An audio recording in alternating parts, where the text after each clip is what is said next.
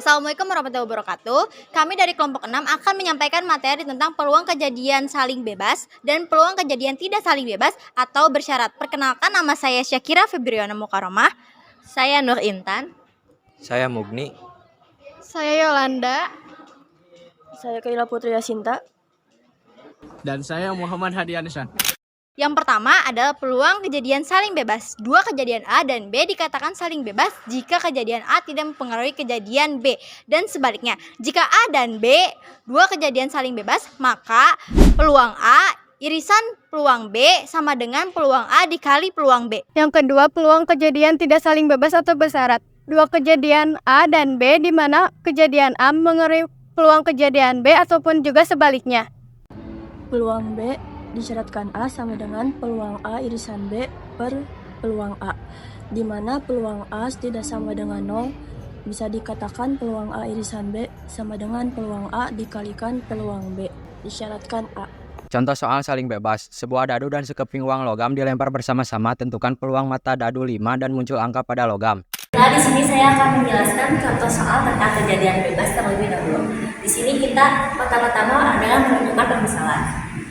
Untuk kejadian A, muncul mata dadu 5. Dan untuk kejadian B adalah muncul angka pada uang logam. Jadi di sini kita akan menyelesaikan soal ini dalam dua cara. Yang pertama adalah dengan cara menggunakan uang sampel dan yang kedua adalah dengan cara menggunakan rumus. Untuk uang sampelnya kita akan buat terlebih dahulu. Untuk tabelan di atas ini adalah permisalan dari dadu. Dan untuk tabelan di samping ini adalah permisalan dari uang logam. Di sini kita akan mengisi tabel ini seperti ini. Setelah buat uang sampel, kita akan menentukan NA per NS-nya. NA-nya itu adalah peluang munculnya mata dadu 5 dan munculnya angka pada uang logam dalam kotak ini. Di sini hanya ada satu kemungkinan, yaitu pada kotak ini. Jadi untuk NA-nya adalah 1. Dan untuk uang sampelnya, karena dadu ada 6 dan logam ada 2, di sini pada uang sampel semua jumlah ini semua ada 12. Jadi kita tulis di sini 12. Dan untuk mengetahui hasil akhirnya kita masukkan rumus.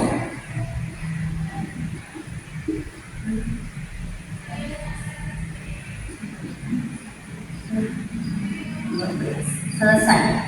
Kita masuk ke cara kedua. Cara kedua adalah dengan menggunakan rumus. Rumusnya yaitu peluang A irisan B sama dengan peluang A dikali peluang B. Di sini kita juga sama akan menentukan NA per NS-nya dulu. Untuk peluang kejadian A, NA-nya adalah 1 karena mata dadu yang digunakan pada soal hanya 1. Dan untuk NS-nya adalah 6 karena mata dadu jumlahnya ada 6.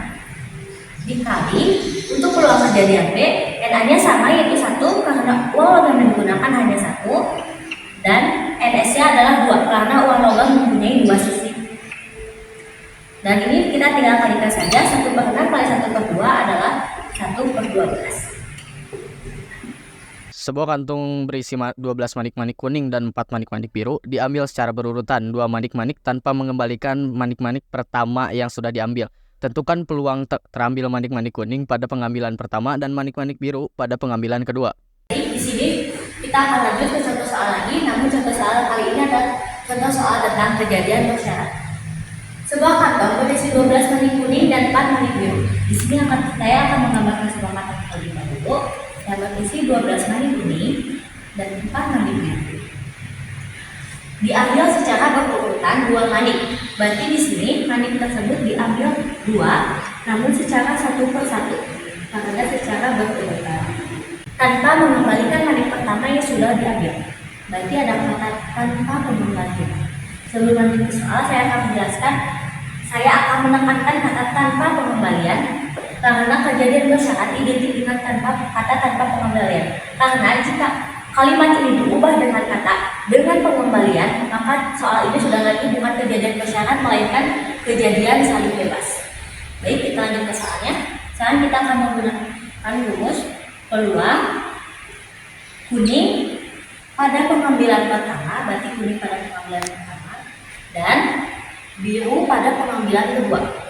Biru pada pengambilan kedua. 2 sama dengan peluang kuning pada pengambilan pertama dikali peluang biru pada pengambilan kedua dengan syarat kuning telah terambil terlebih dahulu. Dan kita masukkan peluang kuning pada pengambilan pertama. Di sini kita akan masukkan NA-nya itu untuk 12 kuning karena jumlah kuning dalam kantong ada 12. Dan untuk NS-nya itu adalah jumlah seluruh manik dalam kantong ini ada 16, berarti kita tulis 16 dikali. Untuk yang ini kita akan menggunakan kantong yang berbeda karena kuning dimisalkan telah diambil pada pengambilan pertama. Jadi kantongnya jadi seperti ini. Karena jumlah manik biru masih sama, berarti NA-nya 4 dan untuk NS-nya adalah 15 karena kuning telah dimisalkan telah diambil. Jadi kita tinggal coret-coret saja. Jadi 4. Jadi totalnya ada 1/5. Selesai. Baik, dicukupkan sekian penjelasan dari saya. Mohon maaf apabila ada yang kurang dari penjelasan saya. Wassalamualaikum warahmatullahi wabarakatuh.